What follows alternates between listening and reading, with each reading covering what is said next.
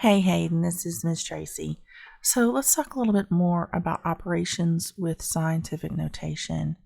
So let's look at a problem that doesn't have any setup to do. So let's say 3 times 10 to the third power and 4 times 10 to the fifth power. And that's going to be divided by 2 times 10 to the second power. Okay, all of these are in proper scientific notation because all you have is a single digit. Every time before you do any calculations, actual math operations on a scientific notation problem, you want to make sure you get it down to just one digit in front of the decimal. Now you could have the decimal here and places behind it, but you only want to have one digit in front of the decimal for it to be in the right format. So that's what we have here, one digit, one digit, one digit. We're going to treat this times 10 like it's a variable.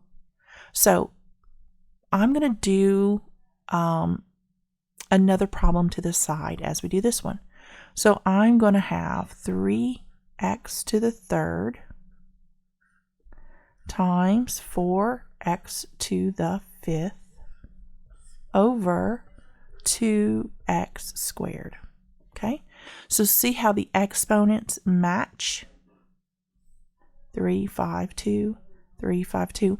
And what I'm trying to show you is how to treat this times 10. We treat it just like it is a variable. We don't do any math with it, not really. So 3 times 4, that's what we're going to do. We're going to do the 3 times the 4. These are the numbers that we do the math with. So what you really have here is 3 times 4 divided by 2. Right? Those are those first numbers, and that's what we're going to use. So what we end up with is 3 times 4 is 12 divided by 2, which is 6. So the answer is 6 something. We don't know what the other something is yet. So in order to do that other something, we've got to include the variable. So 3 times 4. When we multiply these together, we bring this scientific notation, this times 10, we bring it along for the ride, just like it's a variable. And we add the exponents together, so that'd be 8. Now let me show you over here. If I was to have 3x to the third power times 4x to the fifth power, what would I have?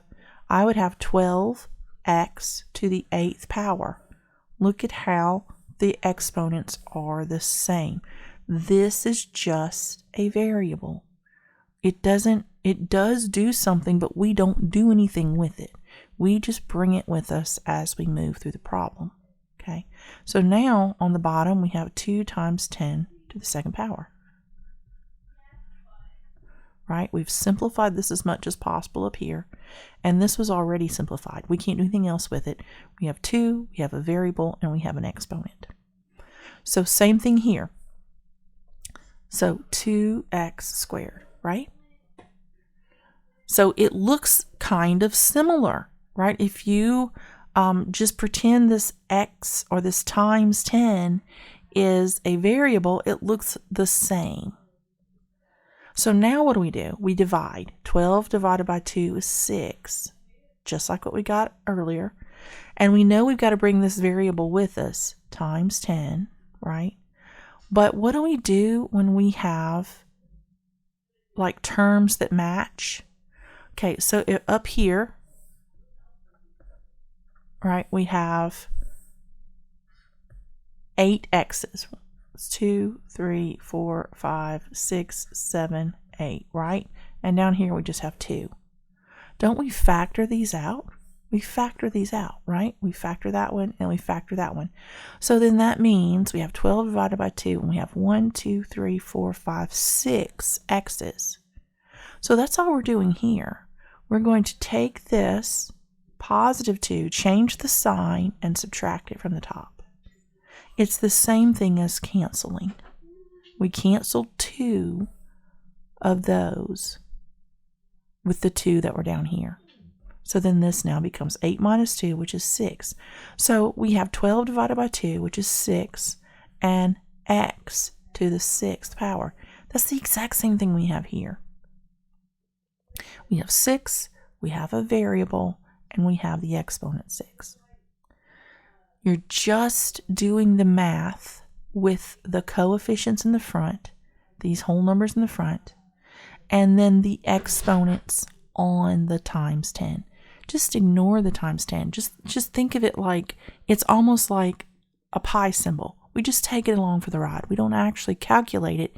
Even though it has a value, we don't calculate it. We just leave it there and do the exponents. That's all we do, just as if it were an x or a variable. Okay? All right, so that's how you would do a problem like that that is already put in the right format. Let's do one that is not in the right format. So I'm going to clear the page. So here we have, I've got 0.003 times 10 to the 4th power times 4,000 times 10 to the 5th power over 200 times 10 to the -4 power, just for funsies, okay? So none of these have a single whole digit in front. We've got to get them there, or else we can't do the calculation. So the shortcut to being able to do the calculation is to move the decimal. And when we move the decimal to the left or the right, we're changing the exponent here because we're changing the value of that times 10. So what we have here, if you were to take this 0.003 times 10 to the 4th, right, and put it in a calculator. Okay, 0.003 times, we've got 10 4 times. So once, twice, 3 times, 4 times, it's 30. That is actually 30. Because this 4th root right here, that would move the decimal. It's positive, so it would move it back 4 times. So it would really jump 1, 2, 3, 4, and put the decimal right here. And all of this would go away. So it's the whole number right here is actually 30. This is 30. Now, you typically wouldn't write that in mathematics as like 30 this way. You would write 30 as 30. But the point here is to learn what scientific notation means and how it works. So instead, we're going to do this with exponents. We're just going to count. We're going to go backwards, right? 1, 2, 3. That puts the decimal there. We moved it backwards, so it went back 3. So we subtract 3. So 3 times 10, 4 minus 3 is 1. So to the power of 1. So what happens if you multiply 3 times 10? You get 30. We're just using 10 one time. So 3 times 10 to the 1 power, that's 30. Right? So you can see how the exponents work. They do the job of moving the decimal place. So here's the first number. Now we got to fix the second number. We're going to move the decimal place forward. So if you go forward in life, you're making positive progress. So we're going to add. It's going to be a positive exponent. So 1, 2, 3 spaces. So plus 3 spaces. 5 plus 3, that's 8. So this number becomes 4 times 10 to the 8th power. If you were to multiply that, you would have 4 and 8 zeros behind it. And that's what that means. Now we're going to format this one. We want to get a single digit, and that single digit is 2. We're going to move the decimal forward, so we're going to add 1, 2, plus 2. So -4 plus 2 is -2 times 10 to the -2. Now we have everything in standard scientific notation. We can do the math. So 3 times 4 is 12. Okay, 3 and 4, just like we did before, 3 times 4. We bring that times 10 over, just like a variable. We combine the exponents, +1, +8. We add them together, that's a +9.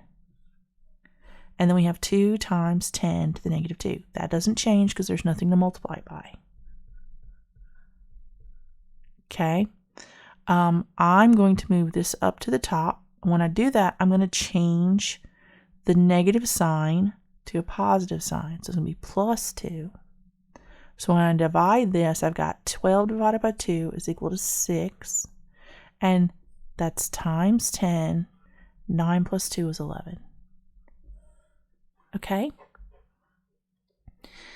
These are the steps. 1, put everything, every number, in standard format with 1 digit in front of the decimal.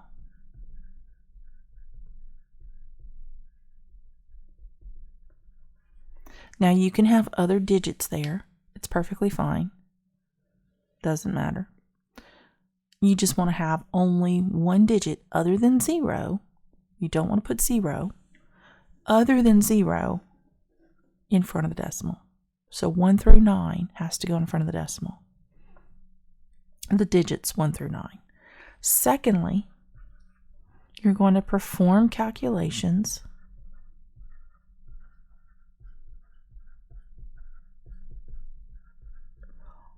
on the,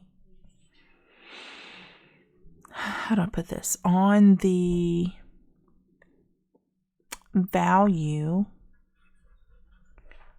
of the first term.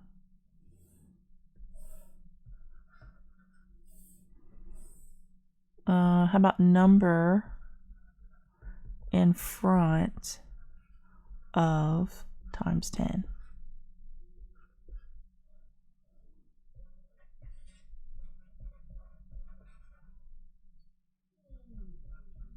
Treat the times 10 like a variable,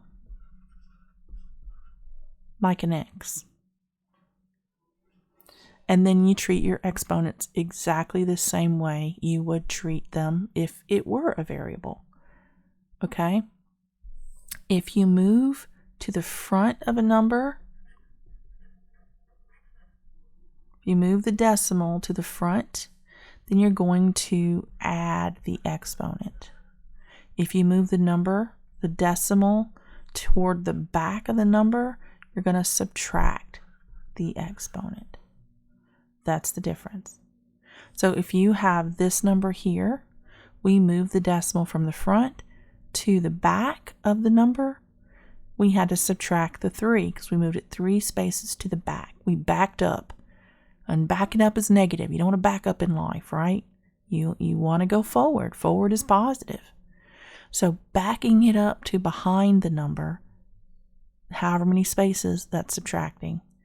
Moving it forward is positive. You want to go move forward to get behind the number, you're going to add those exponents. So this is something that you need to remember. Forward is positive, backward is negative. Okay. Let's see. If you have a number like this,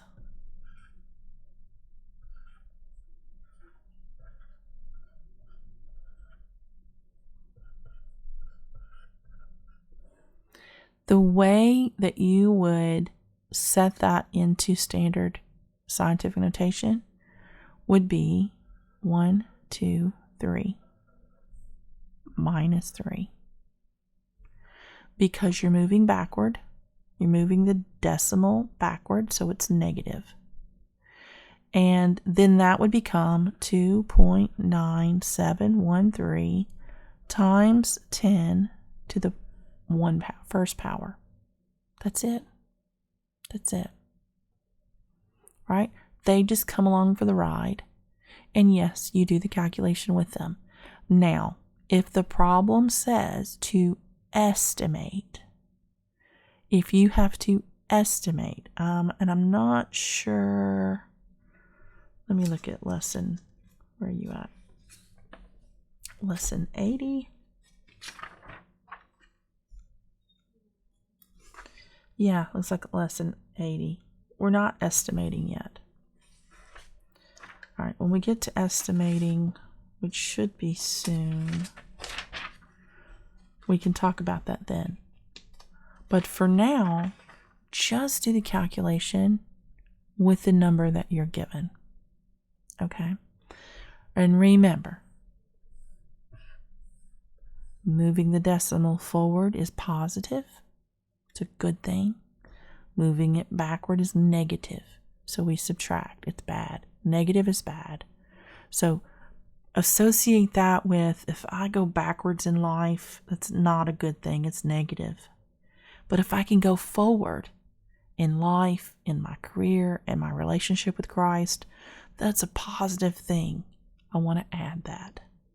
Okay? That'll help you remember which one is which. And also, if you think about it in terms of your spiritual walk, if you backslide on Jesus, that's negative. We don't want to do that. So don't do that, right? Don't backslide. That's negative. So taking the decimal backwards is negative. Negative exponent. If that helps you remember, sometimes that's what you got to do. You have to relate it to stuff in the real world to remember these little bitty rules that apply to the steps you have to take. So going forward in your faith is positive. Backsliding is negative. Okay, try to remember that. All right, I'm not sure what else you might need, how else I can say this for you. Just go back and try to do those problems and do your best work. And what you can do is take a picture of your working it on your paper and maybe send me a picture of that. And then I can point to specifically where you are making a mistake or where you're tripping up on something. Maybe it's just something you're not seeing that a second pair of eyes might see better. So that's always, I do have students who do that. So that's always a good technique, is to send me a copy or a picture of your actual working the problem. And then I can say, oh, here's where you went wrong. This is what this is supposed to be. And then a lot of them learn better that way. So if that is becoming, a better tool for you, you think that would help you, do that. Send me a picture of your work so that I can then know exactly what you need to do and where you're falling short, okay, or where you're getting the disconnect from what's on the video to what's in the answer key and what the real answer is. All right, so I'm going to let you go because I've been talking for almost 20 minutes and I know you don't want to spend the rest of the night listening to me. And I will, I didn't give you any answers like you asked, which is good. I'm proud of you for that. But I do want you to apply all of this and go back and try again. And if you want to send your work with your mom on Thursday, I can take some time and look through it and give you some comments. And maybe that'll help. Or you can send me a picture, either way. All right, that's all I got. I will hopefully hear from you soon. And I hope this helps you to do better. Bye for now.